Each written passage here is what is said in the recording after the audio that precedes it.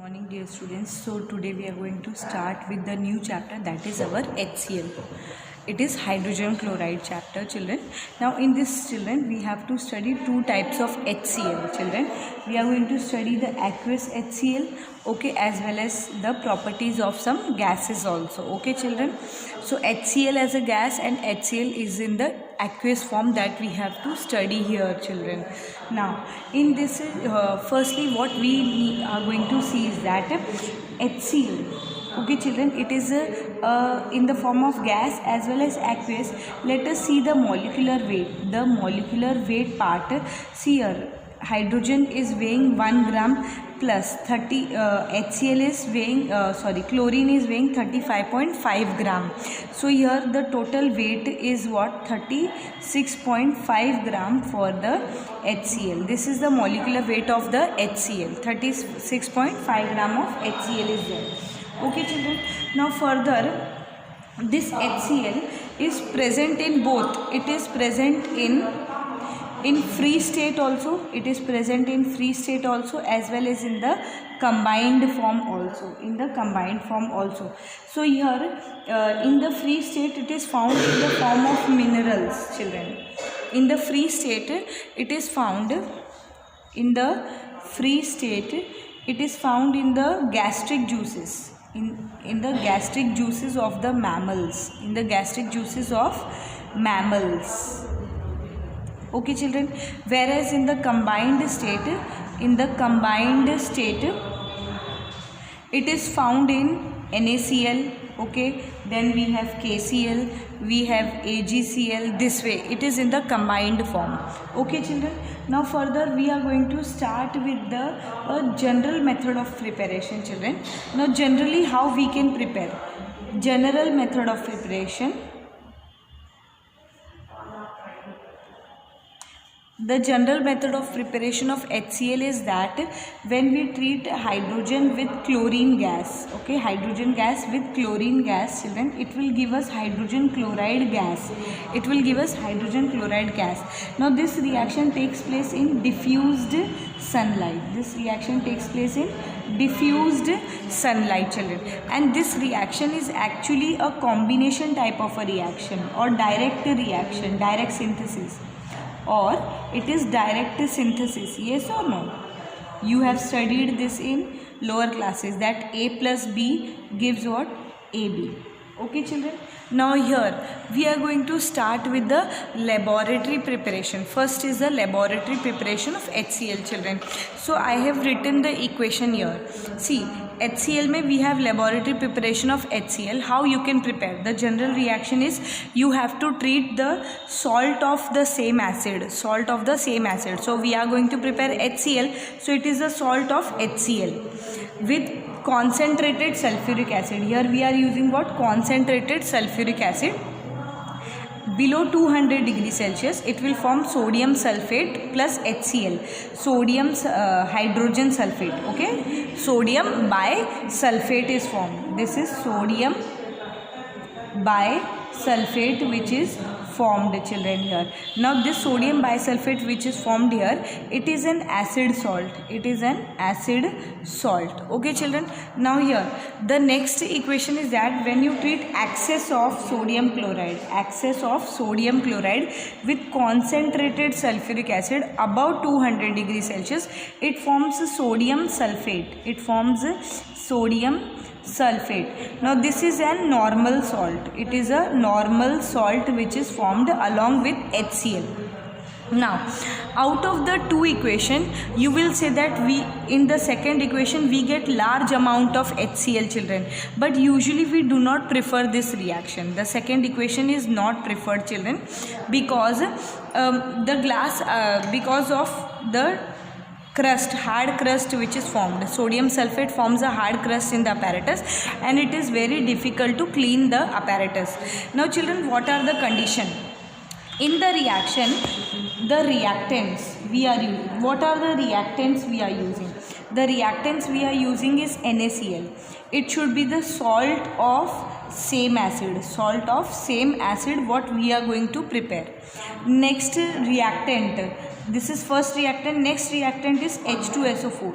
So H2SO4 is concentrated use here, which is also known as non-volatile acid. Non-volatile acid. Now in this case the reactants, we cannot use HNO3. HNO3 acid cannot be used. HNO3 acid cannot be used for the preparation, cannot be used because it is a volatile acid. It is a volatile acid. So what will happen, along with the vapors of HCl, which is a volatile acid, vapors of nitric acid also will be formed. So here we are preparing volatile acid,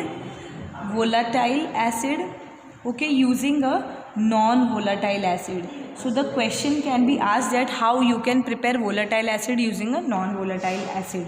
Okay children, now I am just showing you the diagram, okay children, of the reaction here. So just see this, see the diagram, okay children. Now this is the laboratory preparation of HCl. Laboratory preparation of HCl, sodium chloride and concentrated sulfuric acid is treated. Now see here in the diagram, okay children, in the diagram you can observe that there is a stand, there is a round bottom flask which is made up of glass. Now in this round bottom flask we have one Thystel funnel. This is your Thystel funnel. This is the Thystel funnel. Okay children, Thystel funnel. Now the tip of this Thystel funnel, this tip which you are seeing, it should be dipped into the solution. Why? Because the gas जब भी reaction होगा and when we will mix sodium chloride with H2SO4, अगर इसका tip इस solution के अंदर नहीं होगा तो what will happen, the gas will be formed and it will again escape out through the Thystel funnel. तो हम तो ये नहीं चाहते हैं, we want to collect the HCl gas, so its tip should be dipped into the solution. Now there is a bent tube you can see here. This is a bent tube. This is a bent tube which is attached in a wash bottle. This is a wash bottle, okay. Now see here, this bent tube is connected in the wash bottle. Now this wash bottle contains concentrated H2SO4. Now why we are using concentrated H2SO4 here? Because it is a drying and dehydrating agent. It is a drying and dehydrating agent, children. So what will happen here, it will dehydrate the HCl here, okay children. If any moisture is associated with that HCl gas, it will be absorbed here in concentrated H2SO4 solution. Then we can collect the gas in a jar. Now the collection of this gas is by, okay children, it is collected by, see here, the collection of HCl gas, okay children. How we will collect it? It is collected by upward displacement of air. Upward displacement of air, children. Okay children, we can collect it over air because it will not react with it and it is heavier because it is heavier than air. It is heavier than air. That is why we are collecting it over air. Okay children. Now why we cannot collect it by downward displacement of water? Okay children. Why gas cannot be collected by downward displacement of water? Downward displacement of water. Why you cannot collect the gas by downward displacement of water? Because we cannot collect it by downward displacement of water because gas is highly soluble. Gas is highly soluble in water. Gas is highly soluble in water. Hence we are not going to collect it over water. We are collecting by downward displacement of air. This method is followed, children. Okay children. Now see here the further reaction. Now here you have to dry the gas. After the collection of the gas, we have to dry the gas. Okay, drying of the gas. See here, for drying of the gas. Now drying of the HCl gas, how we will dry it, okay, what drying agent we can use. Okay, now the gas which is formed here, HCl gas, has moisture in it, so we want to dry the gas. It has moisture, so we want a dry gas. How we will dry it? We will pass it through the concentrated sulfuric acid solution. Okay, pass the gas through the concentrated sulfuric acid solution, as you have seen in this diagram. Yes or no? In this diagram you have seen that we are passing the gas through the concentrated sulfuric acid solution because it is a drying and dehydrating agent, children. Now why not any other drying agent is used? We cannot use calcium oxide, and P2O5 cannot be used in the drying of this gas, cannot be used in drying of HCl gas. Now children, why we cannot dry this gas with calcium oxide or phosphorus pentoxide? Because the gas is reacting. Okay, because the gas will react with the drying agent. Now what is the equations here? There is equation for this also. Okay, why we cannot dry it over quicklime? Quicklime will react with HCl and it will form calcium chloride plus H2O. Hence we will not get the desired product. Our desired product is what? HCl gas. We want to collect this gas. If we will pass it over quicklime, so it will react, so the gas will not be formed, children. The next one is phosphorus pentoxide. Phosphorus pentoxide, when you treat with HCl, okay, so what will happen? It will react and it will form phosphorus oxychloride with phosphoric acid, children. Okay, children. So here again there is a reaction. So these two drying agents cannot be used for drying of the HCl gas. Okay, now what are the collection method? Collection is by upward displacement of air.